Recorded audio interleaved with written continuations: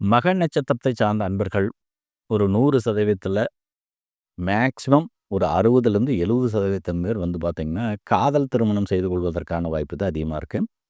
இந்த காதல் திருமணமும் வந்து இவர்களுக்கு ரொம்ப சிறப்பாக அமைகிறதா என்றால், அதுவும் ஒரு கேள்விக்குறி தான்.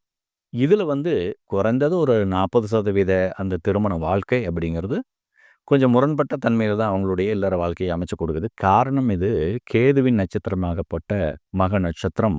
ஸோ, இதனால இவங்களுடைய திருமண வாழ்க்கை என்பது கொஞ்சம் ஏற்றம் இறக்கமாகத்தான் நிச்சயமாக இருக்கும். இத வந்து இவர்கள் எந்த அளவுக்கு அனுசரித்து செல்கிறார்கள் என்பத பொறுத்து தான் அவங்களுடைய இல்லற வாழ்க்கை மனமகிழ்ச்சியானதா அப்படிங்கிறத நம்ம நிர்ணயம் செய்ய முடியும். பர்ட்டிகுலரா அவங்களுடைய எதிர்பாலினம், அது பர்ட்டிகுலரா அவங்களுடைய வாழ்க்கை துணை வந்து ரொம்ப சிறப்பான ஒரு நிலையில நல்ல யோகதாரியா அமைஞ்சிட்டாங்கன்னா, உண்மையிலேயே இந்த மக நட்சத்திரத்தை சார்ந்தவர்கள் நல்ல ஒரு இல்லற வாழ்க்கையை அனுபவிப்பாங்க.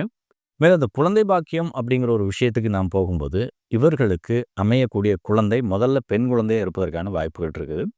அந்த பெண் குழந்தை அமையும் பொழுது இவருடைய வாழ்க்கையும் ரொம்ப யோககரமானதாக மாறுவதற்கு அதிக சந்தர்ப்பங்கள தரும் அப்படிங்கிறது எதார்த்தமான உண்மை நிலை.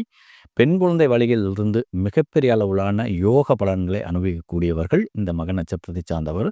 இருந்தாலும் ஆண் வாரிசும் இவர்களுக்கு நிச்சயமாக உண்டு.